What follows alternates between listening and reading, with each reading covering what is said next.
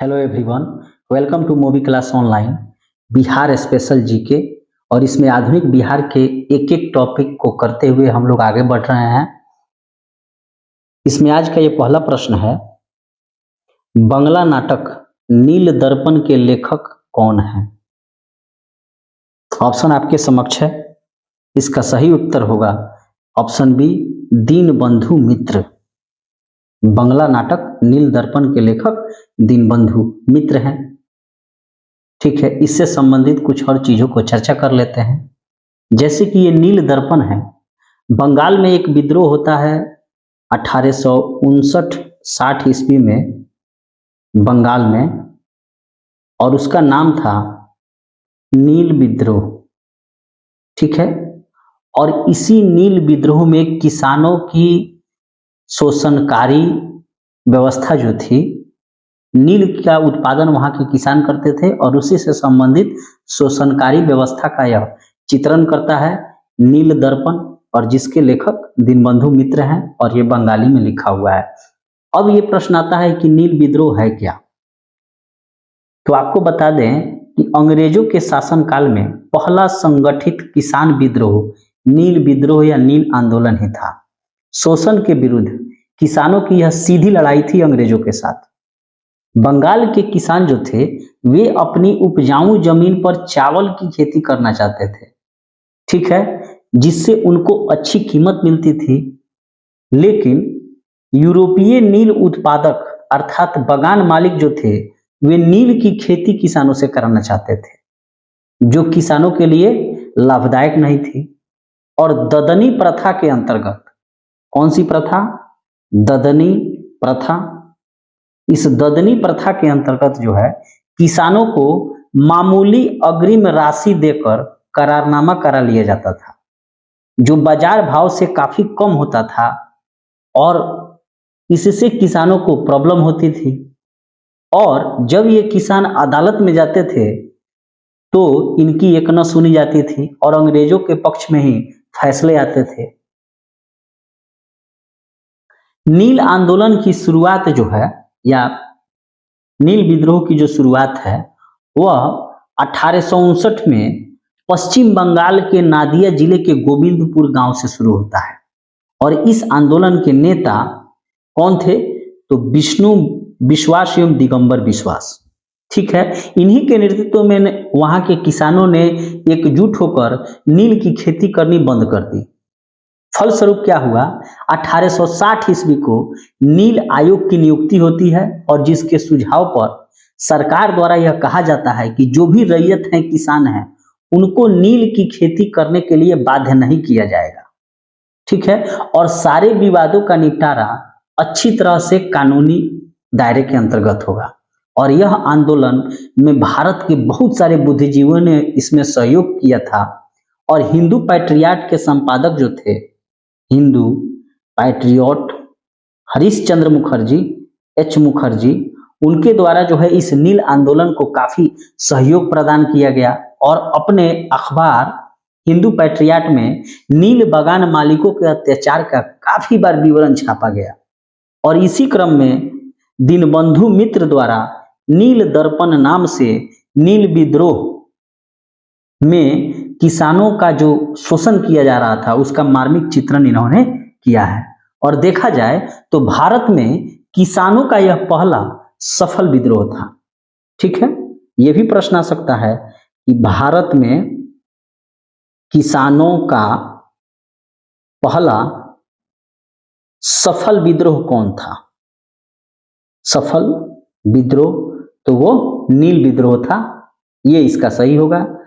ठीक है, और यहाँ ध्यान देना है कि किसानों का पहला सफल विद्रोह कौन था भारत में? तो नील विद्रोह था। नेक्स्ट प्रश्न पे हम लोग चलते हैं। प्रश्न संख्या 2, बांग्ला नाटक नील दर्पण का अंग्रेजी अनुवाद किसने किया? ऑप्शन आपके समक्ष है। इसका सही उत्तर होगा ऑप्शन सी, मधुसूदन दत्त।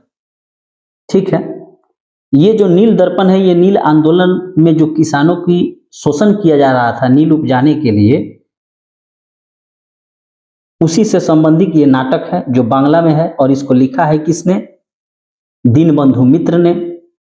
और इसका अंग्रेजी अनुवाद किसने किया? तो बंगला के सुप्रसिद्ध कवि मधुसूदन दत्त थे और इन्होंने इसका अंग्रेजी अनुवाद किया 1861 ईस्वी में। ठीक है। और नील दर्पण कब लिखा गया था? ये लिखा गया था 1860 ईस्वी में। नेक्स्ट प्रश्न पे हम लोग चलते हैं।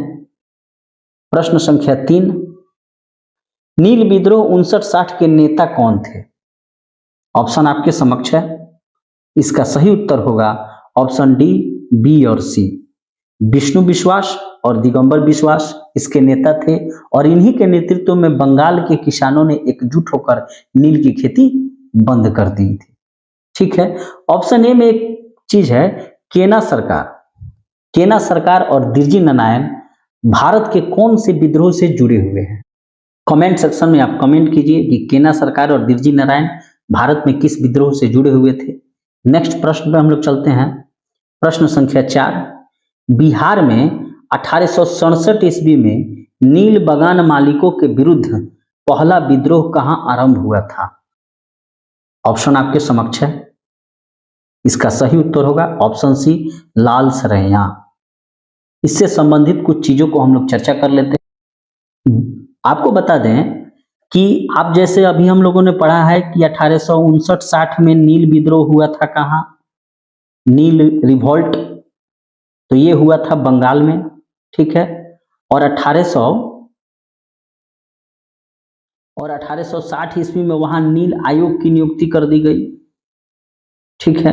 कमेंट सेक्शन में आप कमेंट कीजिए कि 1860 में भारत का जो है वह कौन सा वायसराय था।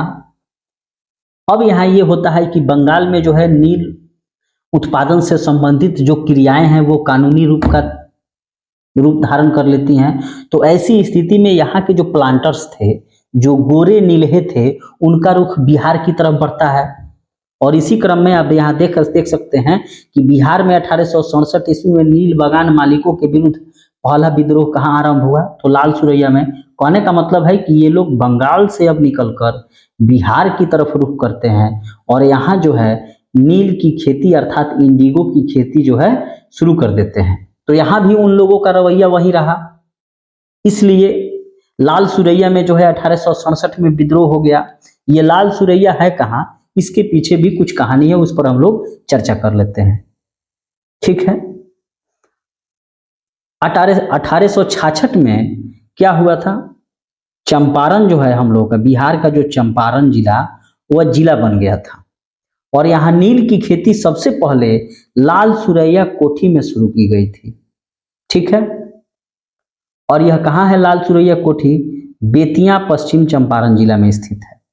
और नीलवरों का एक राजा था। कहने का मतलब है कि कोई भी एक संघ होता है, उसमें किसी को अध्यक्ष बना दिया जाता है। उसी प्रकार ये नील उत्पादन करने वाले जो प्लांटर्स थे, इन्होंने एक संघ बनाया था और उसी में नीलवरों का राजा जेम्स मैकलियोड बेतिया में ही रहता था, लाल सुरैया कोठी में। ठीक है। यहाँ पर यह हुआ कि यहाँ भी ये जो हैं प्लांटर्स, नील का उत्पादन करने वाले, ये रैयतों से जो है अमान्य ढंग पर ये खेती कराना शुरू कर दिए। यहाँ रैयत का मतलब किसान है और वे इससे सट्टा लिखवाते थे और अच्छी भूमि पर नील की खेती कराने का एग्रीमेंट कर लेते थे। बाद में जो है इनके साथ भी वही रवैया ये लोग अपनाने लगे, जिसके कारण विद्रोह हुआ और लाल सुरैया कोठी में जो है यहाँ के रैयतों यानी कि किसानों के द्वारा आग लगा दी गई। धीरे धीरे ये बहुत जोर पड़ा।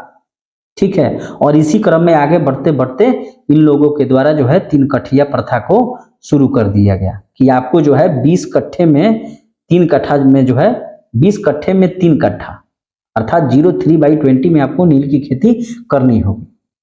और इसी क्रम में 1887 में जो है बिहार में भारी अकाल पड़ता है और नील, ये जो नीलहे हैं, इन्होंने नील के दाम 10 से बढ़ाकर 12 रुपये कर दिए। फिर भी किसानों में असंतोष जो है कम नहीं हुआ और इस प्रकार इन लोगों का जुल्म बढ़ता गया और आगे चलकर 1917 में राजकुमार शुक्ला के अनुरोध पर गांधी जी चंपारण पहुंचते हैं और यहाँ चंपारण सत्याग्रह की शुरुआत होती है। उसके बारे में हम लोग नेक्स्ट में पढ़ेंगे।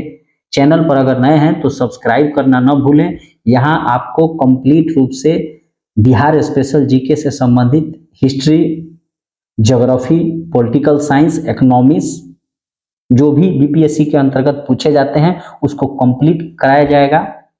ठीक है, अगर आप हमारे इस पेड कोर्स से जुड़ना चाहते हैं तो जुड़ सकते हैं बिहार स्पेशल जीके में। और यहाँ पर एक क्लास वीडियो, नोट्स, उसके एमसीक्यू, कंपाइल नोट्स और सब पीडीएफ, ये टोटल चीज़ आपको वीडियो समझा के सब चीज़ आपको टेलीग्राम पर मिलेगा।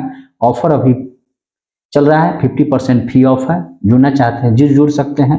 चैनल को सब्सक्राइब करना ना भूलें, लाइक और नोटिफिकेशन बेल को ऑन कर लें ताकि जब भी नए वीडियो को अपलोड किया जाए उसका नोटिफिकेशन आपको मिलता रहे। मिलते हैं एक नई वीडियो में, तब तक के लिए थैंक यू।